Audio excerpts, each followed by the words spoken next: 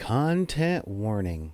The following show contains a host that smokes like an 1885 train going through a tunnel, discussions of fictitious violence and other emotionally charged subjects, a whole bunch of nerd stuff, and maybe, just possibly, a little bit of potty mouth language. Viewer discretion is most definitely advised.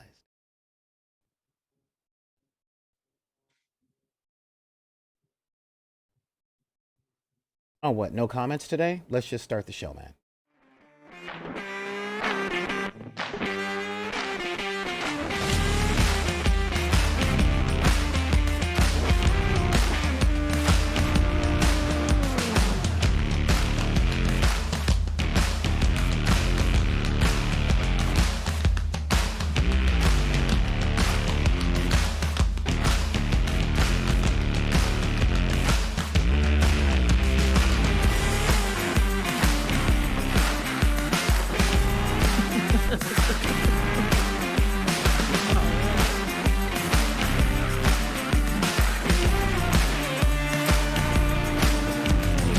Everybody, how you doing out there? What's up? What's up? What's up?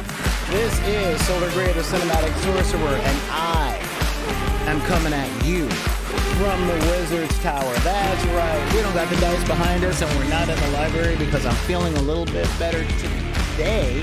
And welcome to the dark side of the room. Now, if you're here because you saw what was going on in the description, well, unfortunately, normally Thursday is my day here with DW, and we get to talk about stuff in that guy way that we do. We're talking about all this stuff, and we're like, yes, blah, blah, blah. Man, it's a being a dad and blah, blah, blah. Well, unfortunately, part of being a father is having to be there. Well, part of being a parent is having to be there for your kids when your kids are in need. It don't matter what you're doing. Doesn't matter what you got planned, especially if it don't make money, it don't make sense. So I don't have DW with me, but bringing in my pinch hitter, my actual pinch hitter.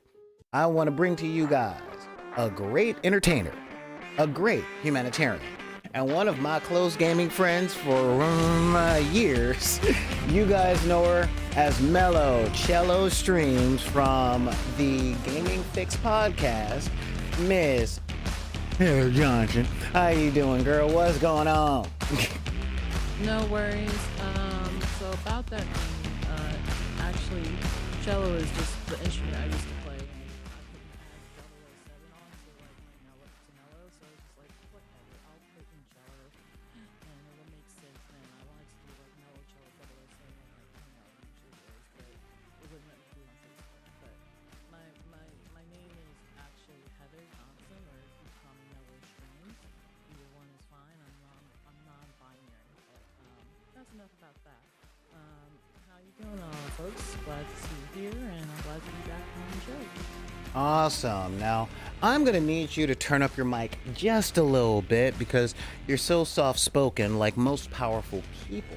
But as we are doing all of that today, thank you guys for tuning in. A major shout out to my folks in the stream. Wow. Oh, whoa. Hey, what's going on, Cellar Elf? Cellar Elf. You are see, you're behind me. What? Oh my God. The Mellow Elf is behind me. All right. And of course, I want to give a major shout out to my people in the chat. Lanella, Carthulu, Commander Rude, Xanathate, Miss Schwartz, because the Schwartz is with you. And I want to say thank you guys for showing up. And today's episode, the episode that we have going today is about the important lifelong friendships that we make at the gaming table, which is one of the reasons that we end up doing this as much as we do. Now, if y'all got any questions, comments, compliments, or personal stories to share about your friends at the gaming table, that's really easy. All you got to do is pull up your keyboard and hit us at backinthedeck@gmail.com. That's BACKINTHEDECK at gmail.com. You can also reach out to me on them Twitters, tweedledee, Twitter. You can hit us up on Twitter at Back on the Deck. You can also hit us at Instagram, also at Back on the Deck. I hope you guys are starting to feel a theme here. And if you guys are on TikTok like all the young'uns are right now, you can find us there as well under BidP. It's BidP spelled phonetically, Bidpy. I know actual phonetically would be Bidpee, but I didn't want our name to be associated with other things that people would look for on the internet. If you know, you know. If you don't, then you're lucky. And also, if you're part of that wretched hive of scum and villainy known as Facebook, then you can hit us up on Deckers on the Book.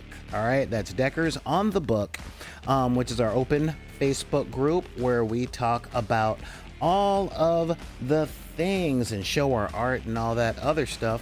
And either our good old boy Xanthades or our boy Neon Arlecchino, or sorry, our person Neon Arlecchino, when they get here, will be throwing up the invitation to Back in the Deck's public Discord. Oh, look at that. That's right. Y'all can exchange your memes and stuff like that. Hey, what's going on, Call of Fortnite? And with all of that, there's a whole lot of things y'all can do now. This is the part where I beg because, you know, we've got merchandising, and of course, donations and a Patreon and all that stuff. If you guys are interested in helping us out, you can do so in a plethora of ways. And that's right, I know what a plethora is. The first way that you can do so is, of course, by subscribing right here on Twitch. Now, if you are like me and you ain't got no money, but you do have an Amazon Prime account, well, you can do it with Amazon Prime. Just hit up on the back end and be like, yeah, I'll subscribe with my Amazon Prime. Let's see what these nerds have to offer. And of course, you can also get gifted a subscription from some of our hardcore deckers that are all like, you know, rolling hard with their full-time day jobs and things like that. And of course, you can also hit us up with one-time donations and things like that in the stuff that I just put right there in the chat. So I want to put all that stuff out there and give major shout outs. Now, if you guys are wondering why I'm not looking at the screen, it comes down to this. I showed you guys the other day in our last painting show that in our last painting show, when we started painting the robot, I told y'all I'm gonna have to put down some really high gloss lacquer, and that is going to be a thing, but I can't quite do it on air because that requires me to set up the old huffing box to get the lacquer out of the spray can and to get it onto the model, and that requires doing stuff outside. So I'm working on exactly that, and we are going to talk about the friendship while I get all this stuff put together, because I'm going to have to really layer this lacquer on to get the shine that I want to prep for the next show that we will be continuing to paint this robot on, okay? Because we want this thing super shiny. Like I said, I went looking for a crab around my house to show him the robot to see if he were willing to sing a song about it, and he's like, not yet, mate. Yeah, not yet. I'm gonna talk to this person over here, but it's not yet shiny enough for me to sing a song, especially one that features that word. So if I see him a little distracted, it's only because I'm working for you. I'm working for you guys. That's what I'm doing. All right, so now that I've got that next coat down, we're gonna put this little guy down right over here. Make sure to keep this brush nice and saturated, because if this thing dries out, I lose a brush because I'm using an enamel lacquer and I don't have any acetone. So, yeah, that's how hard we're going at this one. So, how you doing, Heather? How you feeling? I was feeling groggy earlier this morning, but I fixed that problem with some iced coffee from Jack in the Box. Their iced coffee mocha is delicious. It's so good, but that has nothing to do with what we're discussing today. We're discussing friendships, lifelong friendships, how we establish them, how what their impact is on them, and um, you never know when you're gonna have a lifelong friendship, but sometimes you can sense that. I think that it's important that when you establish these friendships, that you have open communication and that you understand each other in a really good way, and the fact that you would establish a lifelong friendship through gaming in its own right is kind of just amazing, I think. Oh, well, Because we'll yeah, get it's yeah, we'll get there. Where yeah, don't jump the gun on me. I'm just trying to find out oops. how you doing. So I'm hey, doing girl, great. how you doing? I'm doing great. You doing good? I'm You, doing you doing great. good? I'm good. I'm feeling good. I'm feeling You real you you good. busting bulls out there? You out there busting bulls? No, no, not today. I'm just chilling today. I was gonna go to my best friend's house. I'm still going to her house, but yeah, I'm just chill today. Cool. Not much going on. Cool, cool. So heading over to your best friend's house. I would head over to my best friend's wedding, but every time I do, I find that she's chasing the wrong dude, and then I end up having to chase her down, telling her, "Look, you're chasing him, he's chasing her. Who's chasing you? Nobody." So you just have to pack up everything and have some sort of dignity before this wedding starts, and then that's it. But I promise there will be dancing. Yes, dancing. you know Again, if you know, you know. I don't like very many romantic comedies, but the ones I like. um so let's now get on to the subject, because again, I'm sitting up here, I'm painting. I don't know how intoxicated I'm getting off of these lacquer fuels. This takes me back to like the 1950s, with spray paint cans and various plastic or paper bags. And don't do it, kids. It's stupid. It kills your brain cells, and there will be enough in your life to kill your brain cells as you grow older. I promise you'll get your turn.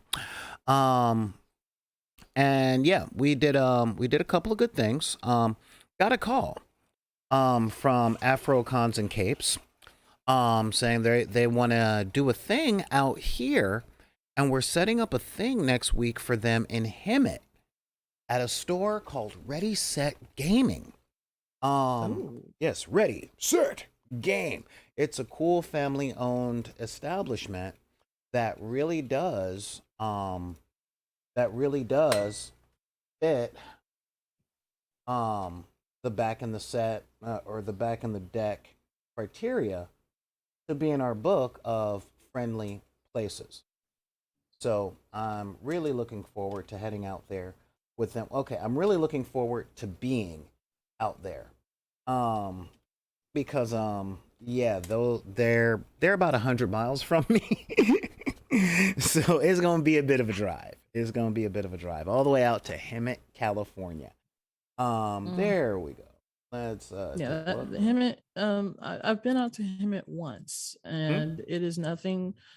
I've been out to him at once before, and I feel like being out in Hemet is like the precursor to Arizona. There's nothing out there. It's just a burning shithole for people to go and die. You establish homes, set up Man, for the grandkids, and that then is go and die. harsh. that is some. That is harsh. No, I mean Hemet. Well, Hemet is a small town. It's a city. It's got a mayor. It's got a postal code.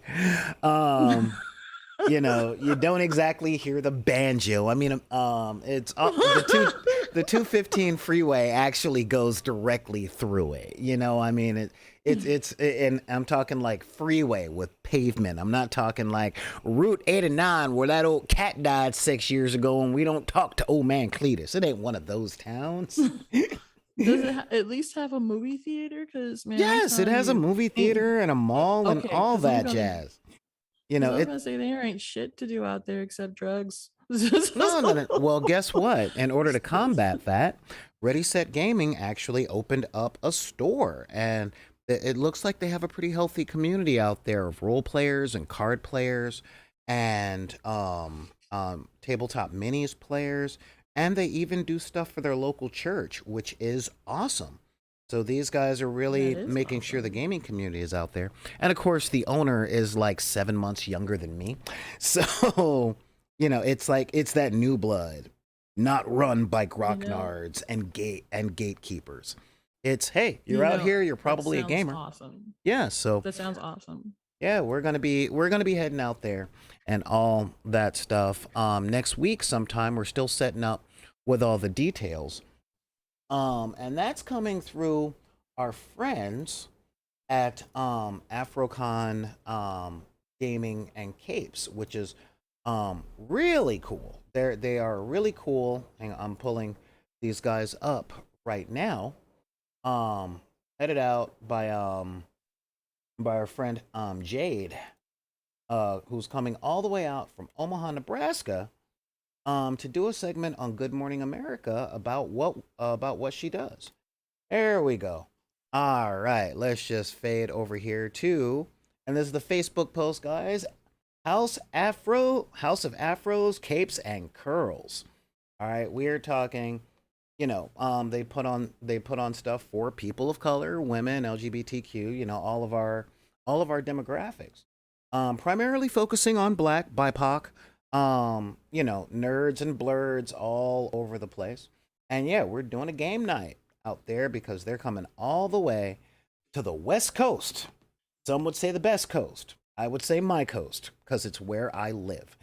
Yeah, and we're doing a thing there. So as more details come about, I will let you guys know. So if you are in the Southern California area, come on out, hang with us. I might even be running a one shot for some of the people that are out there, and that will be fun. And we'll be doing an interview with the owners.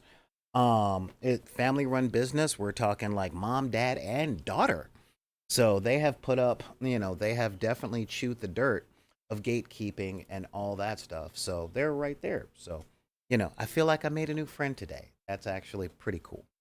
And making friends, that's real. That's real, you know. Um,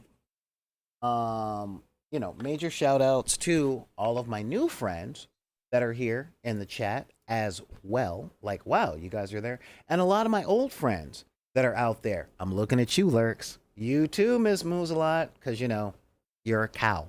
Um, and again, private joke. That's okay. It's one of those things. Not calling her a cow because I'm not saying, oh yeah, look at that heifer. No, no, no, no. It's a cow thing. All right. Yeah, yeah. So that really is a thing like that. And and a lot of new friends. And here's the thing, guys. This is the 21st century. Meeting people is really difficult. Really is, because we have a whole two generations brought up under stranger danger, and gas costs a lot.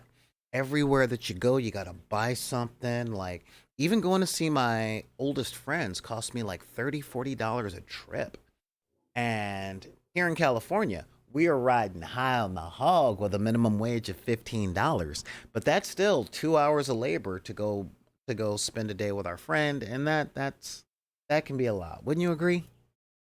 I would agree. I mean, it depends on how you're gonna get to your friend's house. Oftentimes, I spend about like on the bus, I spend about like maybe 4, 5, 6 bucks. If I'm taking an Uber, it's anywhere from like 30 to not even 30, like 15 to 37, or like almost $50 to go out to LA.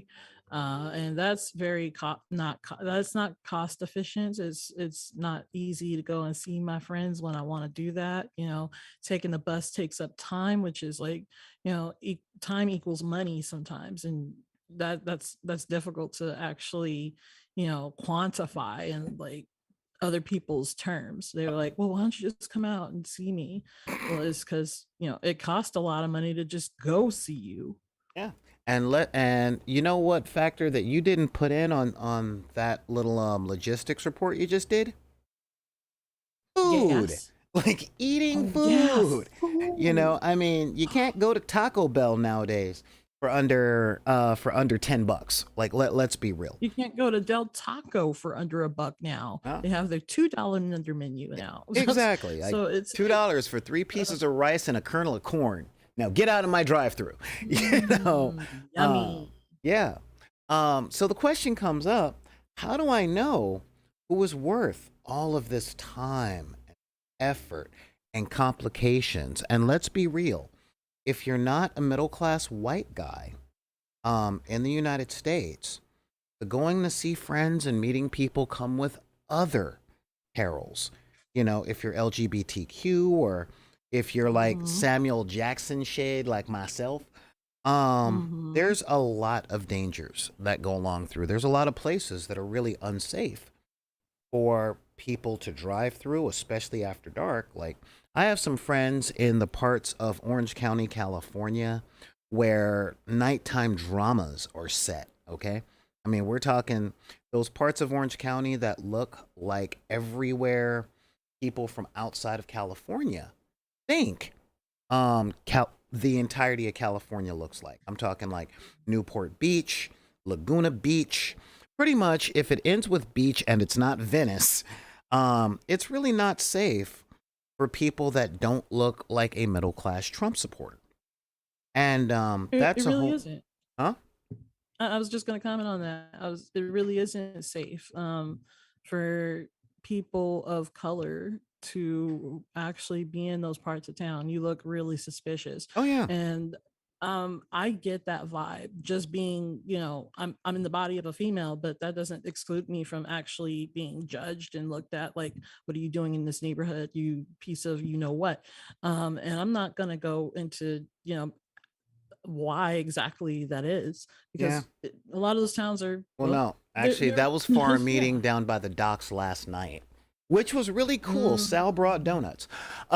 um, but yeah, so I mean, that's some real stuff. So, it begs the question: how do we know, like, what criteria could we possibly have to make friends like this when a lot of this stuff is real, you know? And I'm talking not just to my friends of color, but to my LGBTQ friends, and definitely to the women out there that have to travel by themselves. You know, how do we know what gas station is what?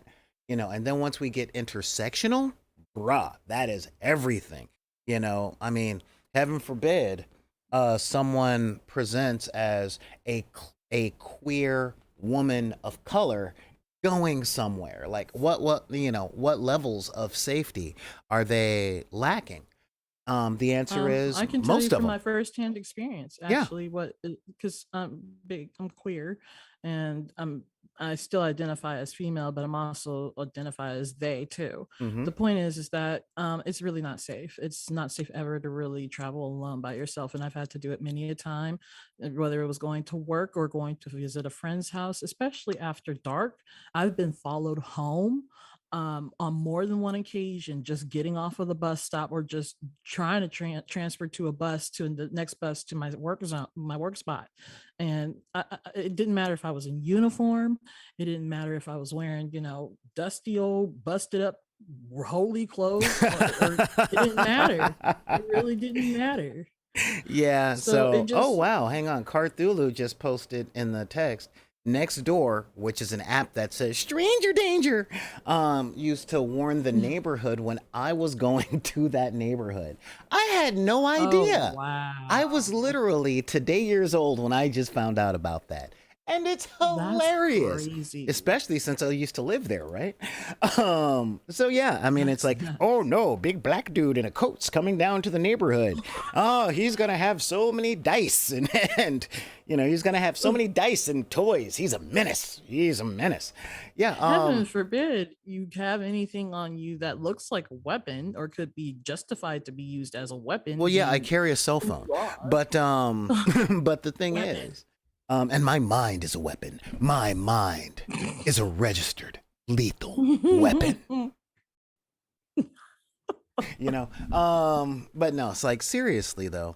So with all of these factors that are out there, and everyone having these thoughts, these situations, these fears, you know, the question is, what kind of person does another person have to be in order, like, where do you make friends that are worth all of this? Okay, where do you make friends that literally are um worthwhile to take, like, even if you are the middle class white guy, to come out and see me from where most of my friends are, if they drive a truck like I do, that's like 20 bucks in gas. And driving through traffic because I'm in metropolitan Los Angeles. So, a person, especially as we get older, has really got to be worth it in order to jump through all those hoops. And as I said, today's episode focuses on just that. Okay. Um 98.452, yes, I did the math.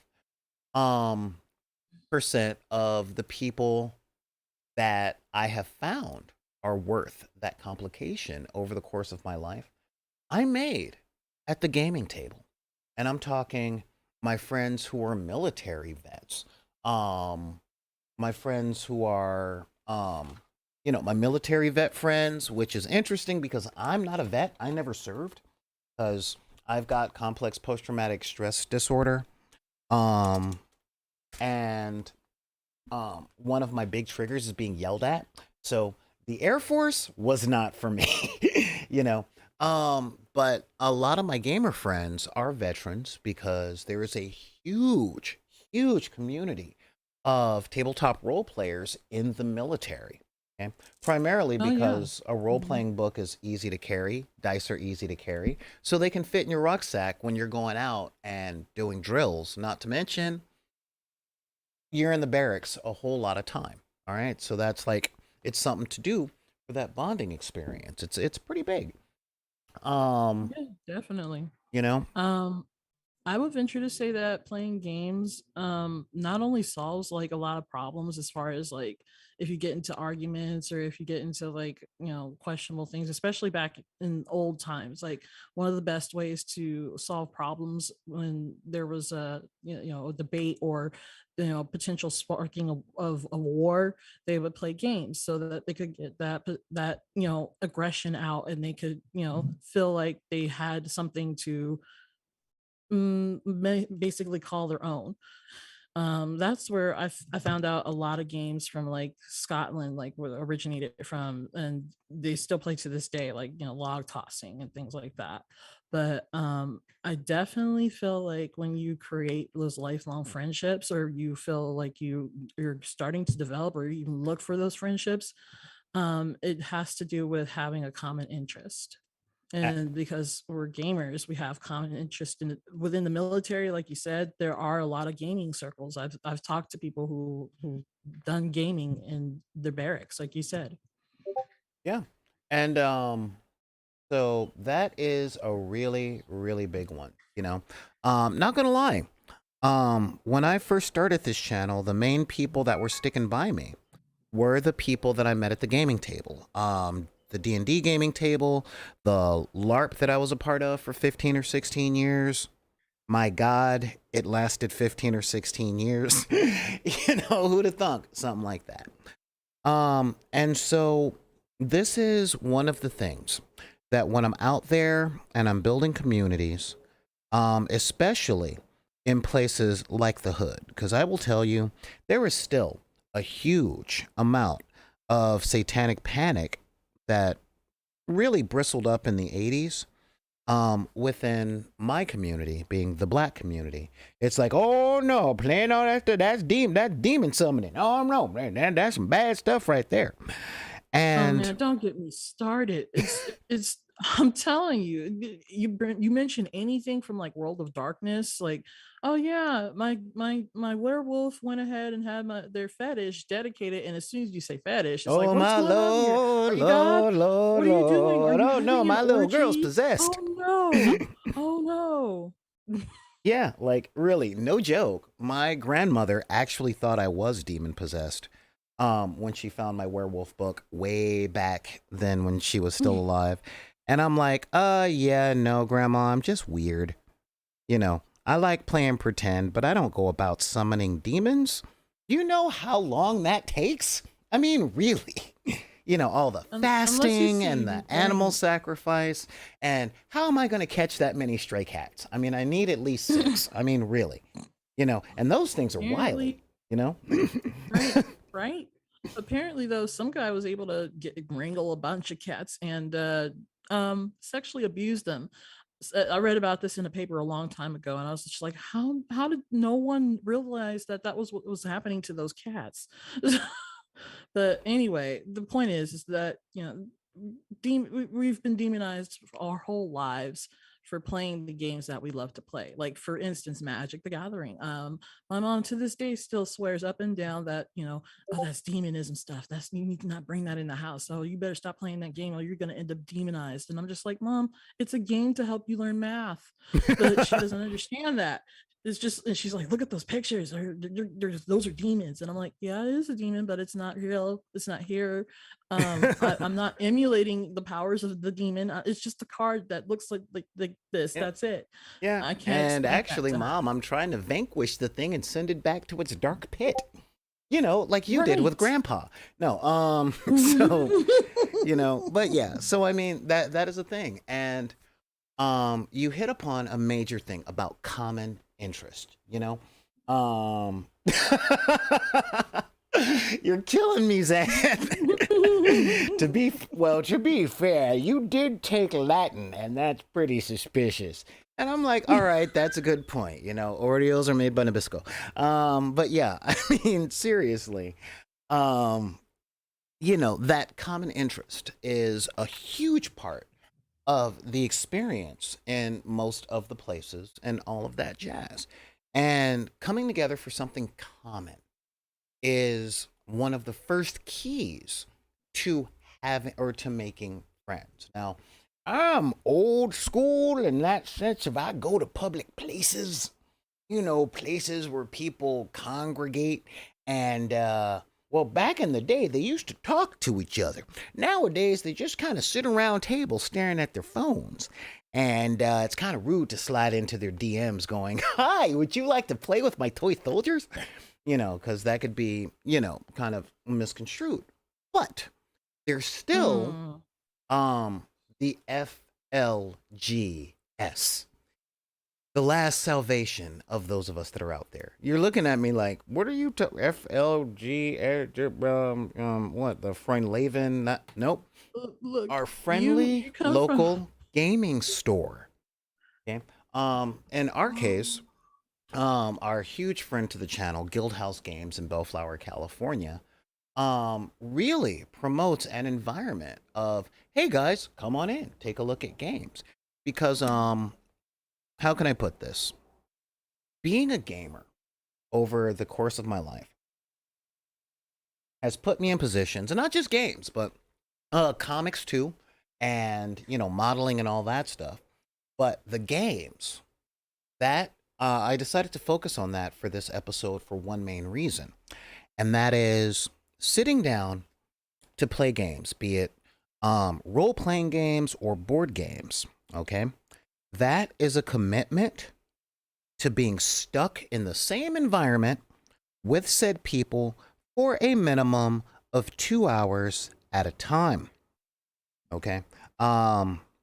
Some say, there's an old saying, that, what is it? Distance makes the heart grow fonder or something like that. Well, guess what?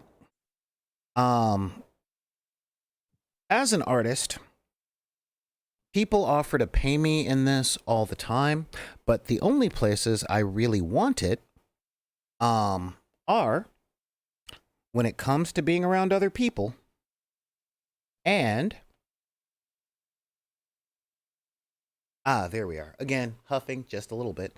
Yeah, when it comes to being around other people or when it comes to being around new experiences, and that is exposure.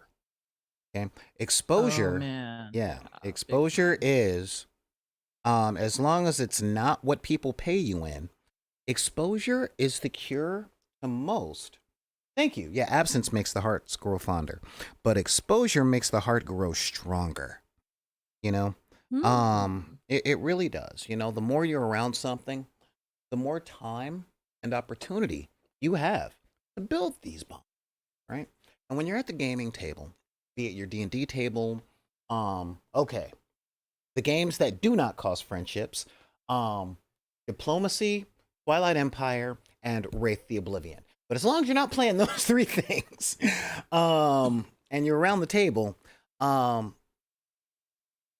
you interact with people, and it's really really big. But I have noticed something in modern times, and I mean that like modern today, because I've been spending a lot more time with a lot of Xenials and well, millennials, Xenials, and Generation Z, and that is a common occurrence around the gaming table of boom awkwardness. No one wants to be the first Mm. one. Have you experienced this? Awkwardness. What? In what sense? What? Explain. I'm glad you asked. A lot of folks around the gaming table, especially when they're new, is afraid of being awkward. They're afraid of saying the wrong thing, doing it wrong. Um, in my experience, this comes from being around a bunch of people who are grognars or the old angry heads in their field. The new person comes in, hey, well, I have a question. Couldn't we do it this way? And everybody at the table just kind of looking at them, going, no, of course we can't do it that way. What are you, stupid? And then they never explain. And it's just, point and laugh at the new guy and stuff. Um, and not to say that people do that as much nowadays, but a lot of people, especially, especially in modern Western society, have so much past trauma built up from it happening or from doing it because they didn't want to be the target of it, that there's a fear of it. Yeah. They don't want to say something cringe. They don't want to give a wrong idea. Um, they essentially don't want to be the standout person unless they're standing out for something awesome. But they won't take the risk of being awesome unless victory of that awesomeness is assured, you know? I.e., they don't want to be the butt of the joke or the reason that the game table breaks up. However, Mm. I can say, oh, sorry, before I go on, I'm so used to being here by myself. So that's what I mean by that awkwardness. What are some of your experiences with this at the table from either end? Either end. My first experience with gaming was a little was a little awkward, and that was because not necessarily because I wasn't ready to make any moves or anything like that. But my first experience with Werewolf the Apocalypse, I turned into a werewolf and then I changed back, and everyone's looking at me at the table and they're like, "Oh, your clothes were not dedicated, so you're naked." And I was playing a female character at the time, so I was just like really uncomfortable about that. That situation alone kind of really made me feel like, why did you do that? That's not cool. So from then on, I just played male characters. And that's a big reason why I still play male characters to this day.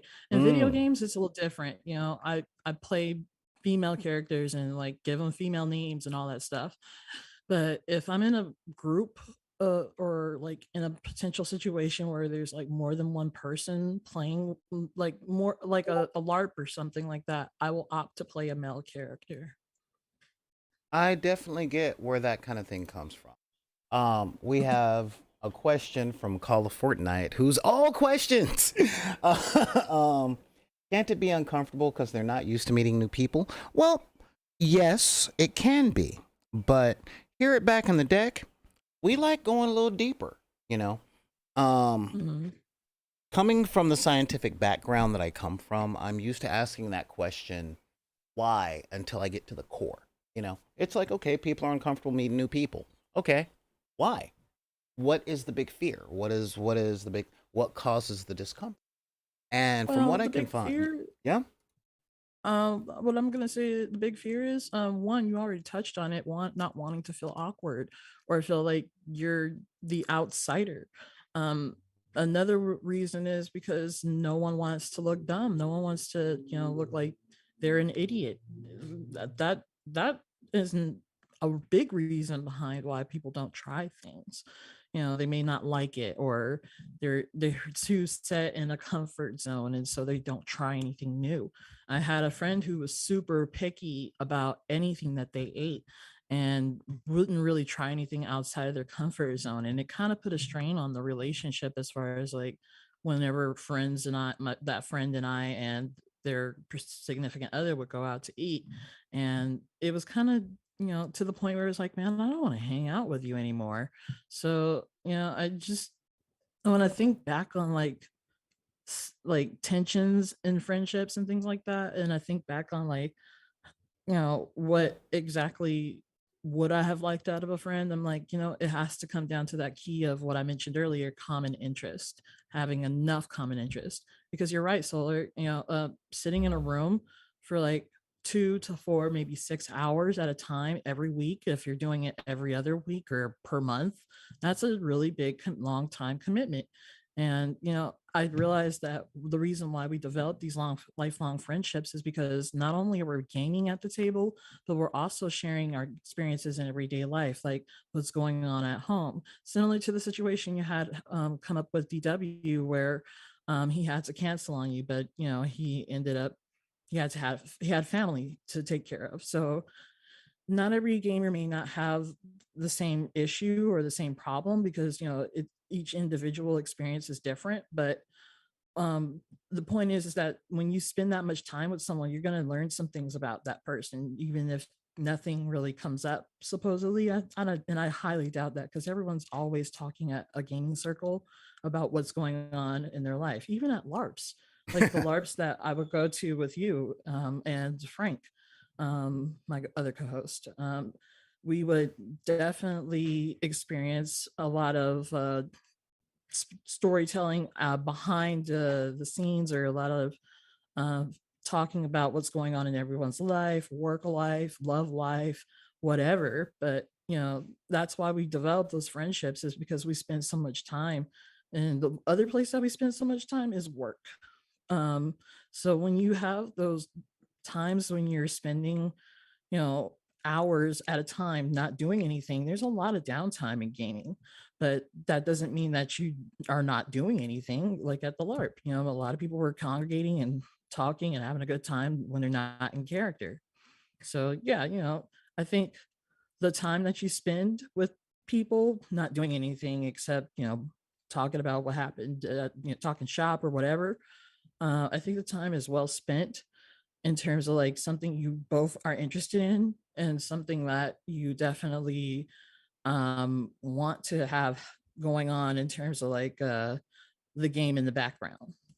And some, I Yeah. don't even know why some LARPs are really stingy on that, like no talking about anything but the LARP. And I'm like, what else are we going to talk about here? We can't like, we can't be meta No, and be I like, mean, oh I yeah, we're I going to can plot this out. I can see that at a lot of LARPs. There's a lot of what's the term I'm looking for? Um yeah, there's a lot of technique. But you brought up a really good point on that, which is um the other things that happens, the friendship bonding moments that happen. One of the things that I noticed when I was very young, and this was something that I learned in my kung fu class, believe it or not. Um and that was after kung fu class, we did something that I really wish we would do more in California. But y'all Midwesterners, okay? I'm looking at Jenna Wren and Xanathades, particularly. All right, but I'm sure the rest of you guys do that. Have the tradition that I really, really like, and we did it at our LARP for a whole lot of years, and that is the after game breaking of bread. For you guys in the Midwest, y'all got Waffle House. For us on the East Coast or West Coast, we got Denny's. If we're not already having the game at Denny's, because I have run many a game at many a restaurant, I will tell Oh you what. yeah. Oh yeah. Many Um, times there's been lots of games at Denny's or Norms or what used to be Caro's. I y- haven't seen a Caro's in years. yeah, yeah, it's a thing. Um, and that breaking of bread, that having a fellowship, becoming what I like to call the open secret about these things becomes very, very, very normal and big. And after, love cooking for the group when we hosted Ooh. D&D, I need to go see you, Ooh. bruh. You and me, Yeah, man, we'll cause fire up that grill and get some cheesecakes cooking in the oven, and yeah, we'll do the thing. We will definitely do. Man, that is, yeah, exactly. You know, the breaking of bread, the fellowship rituals that happen around games, in all games. Okay, every single basketball practice, the team goes and gets something to eat. When I was studying kung fu 4 days a week in the late 90s, we would go out and get dim sum after every practice and every class. So we're talking dim sum for 2 nights a week and 2 days a week. I actually had to stop the class because I couldn't afford the food that came after, because you burn all those calories and it's just like blah, blah, blah, blah, blah, blah. well, yeah, breaking bread after you've bonded is also that's also another bonding experience all on its own. The same thing would happen anytime I went to a LARP. Same thing would happen anytime I would go to play, sabers, lightsabers and everything like that. We go and break bread or go to like to a bar or something where karaoke was happening and do karaoke for a few hours. And that bonding All right, you experience need to call me the next enriched it. time that your saber group does that. I won't go and fight with your saber Yeah. group, but I will definitely go and sing off key with everything I am made of. I promise you on that. You That know? was the old Saber group that I used to be in when I first started. They're no longer around really, but there's other groups out there and they do like go to, breaking bread things like sushi or I'm not sure what else they do, but there was always Zinnies back in the day and it was just like that was the staple for like the conventions and everything going to, when you went to do events and things like that or if you wanted to go and game because there were no real spaces for us to game at. Guildhouse is one of the first like game shops that I went to, the one in Bellflower, and they've moved since then, but and they had spaces for people to play at and game. And it was like I wanted to join some of the tables, but they were like, oh, we have other people playing right now. So I kind of felt excluded at certain points. But I've been to Guild House many a time and played games with Frank. I've played games with other folks from our gaming circles. And just having that space is very important in terms of like having the ability to get together and game, because if you don't have a place to set up your games or anything like that, then you can't have a game. Yeah, And that's happened many a times where it's like, oh, we got to cancel game because we don't have anywhere to have it. And that's like a constant problem with LARPs and other events that go on. But ultimately when these events do happen and there's very few minimal problems if any, then everyone has a good time, everyone remembers that they're taking pictures, and those are memories that you create with those people that it will enrich your life, and yeah. you'll feel more fulfilled in terms of like what kind of friendship you had with these people, how we related with them, how you could share information and things like that.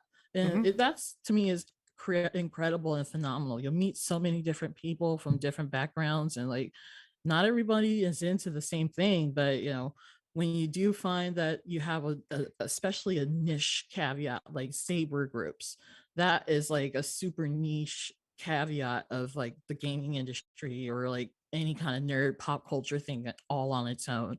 Yeah. And yeah, I so mean, there's a really big thing, and you brought up something that brings us into our next segment. Is when you're at the gaming table and you're playing games, every single campaign gives a great opportunity for something that really makes people bond. And this is something that has come out throughout the centuries. And even though we're dealing with something fictitious, okay, it fires off the same places in the brain, and that is war stories. Okay, a game that's being run has a lot of different things that go along in it, but one of the major things is an immersive experience that happens with a group of people. So, and this is something that scares off a lot of new gamers when it comes to joining older groups. Okay. And this is the shared war stories. Yeah, remember that one time where we were playing Planescape or blah, blah, blah. Oh, yeah.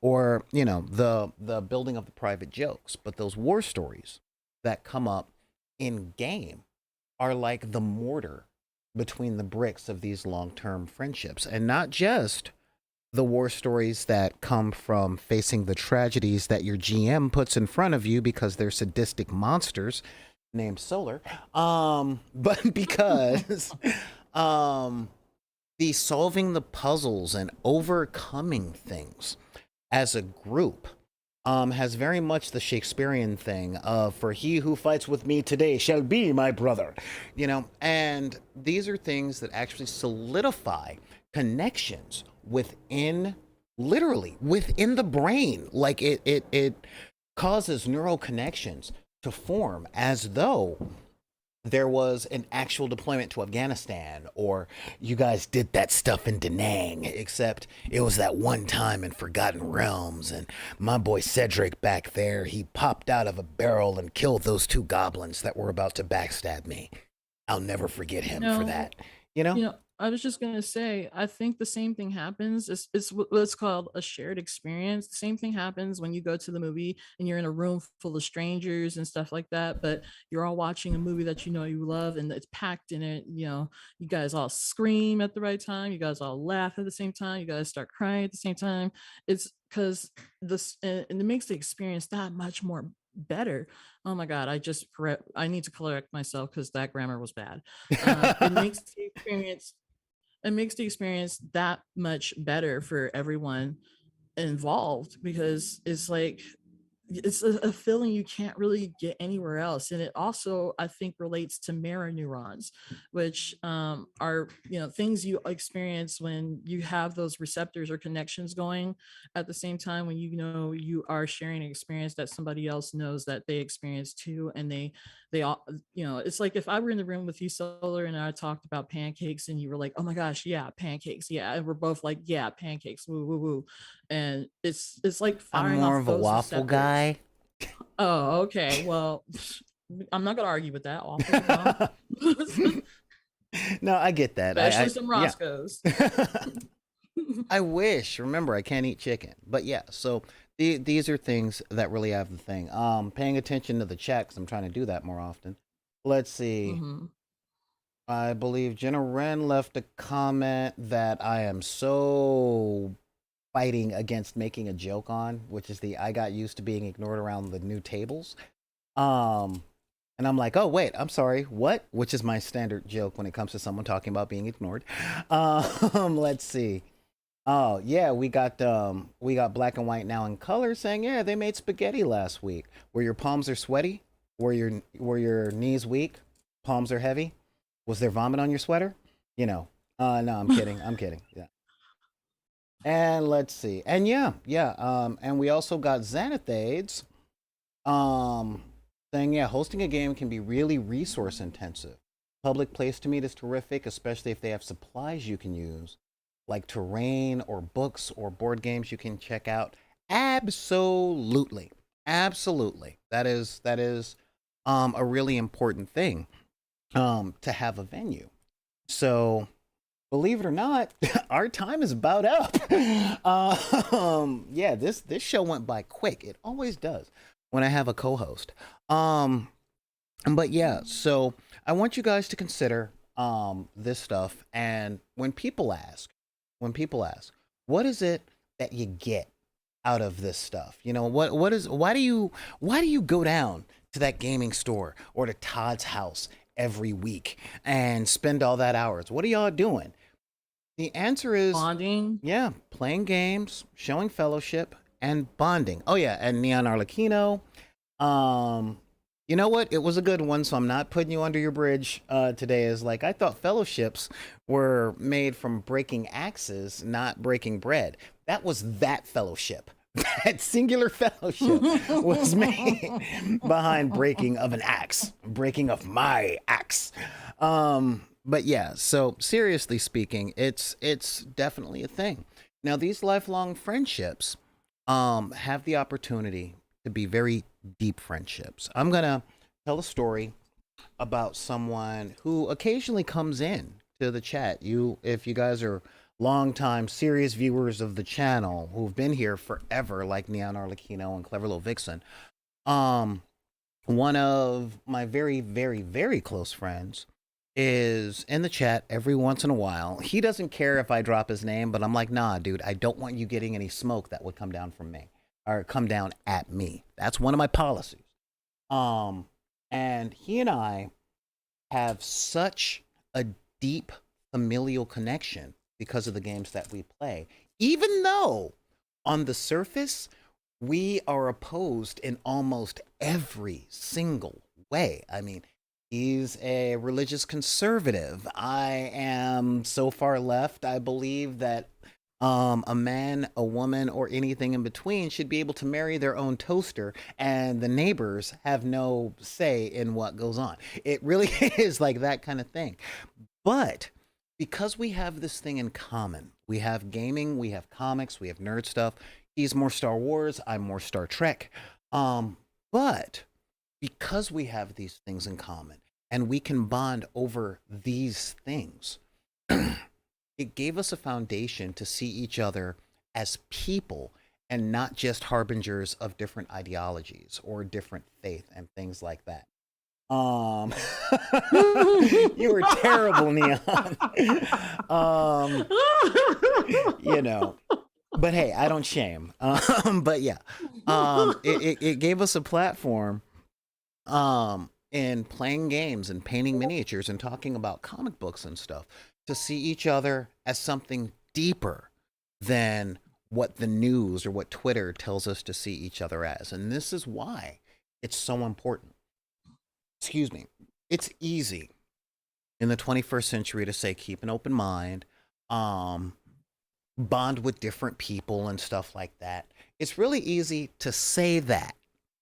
However, the directions on how are things that we're missing a whole lot in the 21st century. If you don't believe me, listen to any of my rants when someone tells me to use a social media. Oh, just get on TikTok. What do I put there? You know, but having those common things, a regimented and common place that has stable rules, stable connections, like a game table, like a public place that has their own criteria for not getting kicked out, is a great place to start. You know, I am not touching what y'all are saying in the chat right now. Really, I'm not going there. I don't want to be part of that conversation. It's red hot. It's red hot in there. That is a terrible term considering they're talking about toasters. Let's not talk about red hot. You know, seriously. All right. So I'm just not going. So yeah, I mean, it really is one of those things. So Deckers out there, play your games.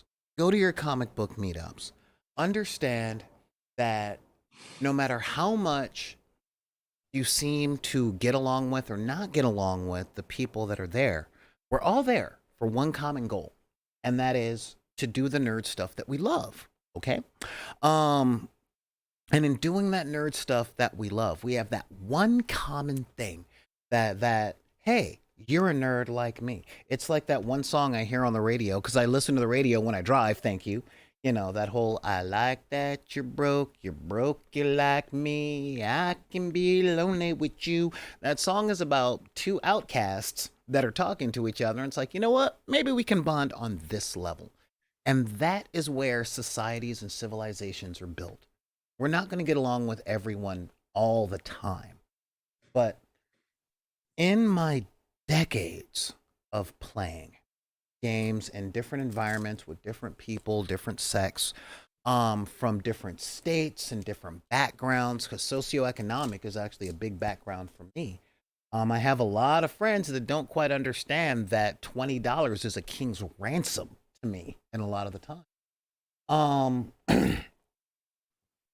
Being at the gaming table and getting to know people through playing these characters or playing these board games and doing stuff and learning from people, looking at their strengths and weaknesses within these environments, and having the opportunities to both teach them and learn from them. This is how lifelong friendships are made. And playing these games, especially the ones that you have to play in real life, like board games, or you at least need a tabletop simulator, which is a really difficult program to learn. Um, these are ways that you can get to know people and make these lifelong connections. I mean, over the course of my life with my gaming friends, there have been marriages and divorces, and beating cancers, losing people to cancer, and just so many life changes and so many different stories of friends that I've been a part of and who have been a part of my story that would not have been there if not for getting to know people around these gaming tables. So, with that, I'm going to say get out there, game, invite one or two people to your table. I know one thing that makes playing with me in public infuriating is whenever I see somebody hovering around wanting to know what we're doing, I'm like, oh, we're doing this. Come on in, sit down. And most of my friends are introverts. So they're like, Solar, why are you doing this? This is new person energy. I didn't bring the spoons for that. I'm like, take some of mine. Here you go. Have some spoons. Let's have more friends. And they're like, I don't know how you can do that with people. I'm like, it was a survival mechanism. But yeah. Anything to add to that as we wrap this up, Heather? I was just gonna say, that explains a lot of reasons behind why I see circles of gaming tables and not be invited. It was because they're introverted, and yeah, introverts are cool, but they like having their own space and having things on their own time and frame. But that being said, yeah, get out there, game, make friends, lifelong friends if possible.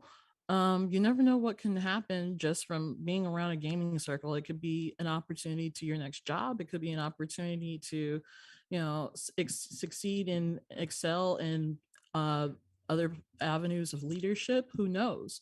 And that's what I think is the best thing that comes out of being a friendship, and you gain something of interest. No, I'm kidding.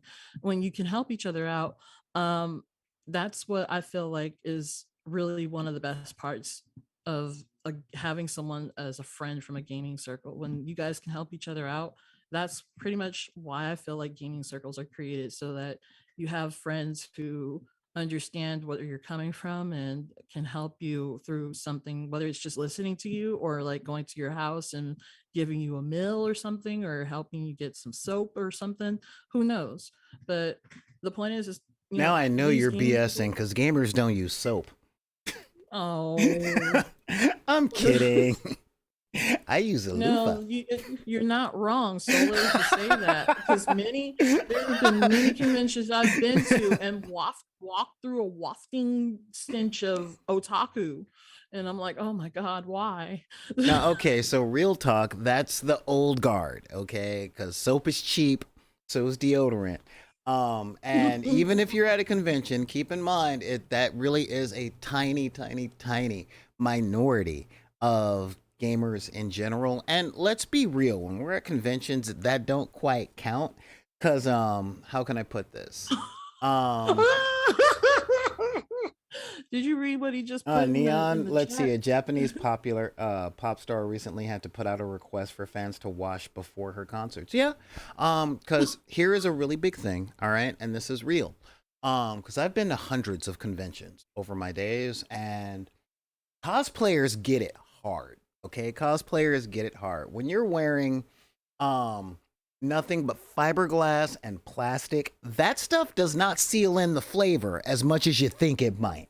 All right. So, there's got to be a little allowance for that kind of thing, which is why most of my cosplays, when I did it, were made out of, I tend to do cosplays that are made out of like breathable fabrics and things like that. But you can't do War Machine and make it breathe. You can't, you can't. I'm sorry, man. Like, that's the part of the Avengers movies they never talk about is what happens when Tony takes off that armor. All right. That's some real talk. All right, like this is how we know that Alfred is the most patient dude on Earth. Okay, um, Oh man. And One of Spider-Man is the the most scene considerate, here. although Reed is the smartest because unstable molecules can do just about anything. But yeah, so the armor is self-cleaning, but does it clean him? So yeah, but yeah, with all of that stuff, I gotta say thank you for being my co-host today. You I'm really bailed glad me to out of be this jam. here. And you guys out there, thank you for being here because this is a really big thing. And y'all know how I love talking with you. And if you guys got any questions or comments or any of those fantastic things, well, see, I beat you. I beat you. I'm already wrapping it up. Any questions or comments or anything like that, feel free to reach out at backinthedeck@gmail.com. It's BACKINTHEDECK at gmail.com. You can also hit me up on Twitter and on Instagram, and also at Back in the Deck. You can also reach out at TikTok. Just look for BidP, BIDPUY. And if you're part of that wretched hive of scum and villainy known as Facebook, you can always join Deckers on the book and any of that. You never know. Black and white, and color might make you some spaghetti when his arms are heavy, knees deep, and all that stuff. But with all of that, all of those things, I gotta say, thank you guys for being here. Neon Arlecchino, thank you for dropping the invitation to the Discord, into the chat, and all that jazz. Seriously, guys, join the Discord.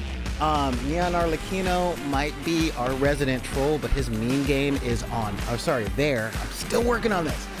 Their meme game is on point, man. Just head on down to the Discord in the invitation that's just been dropped in there.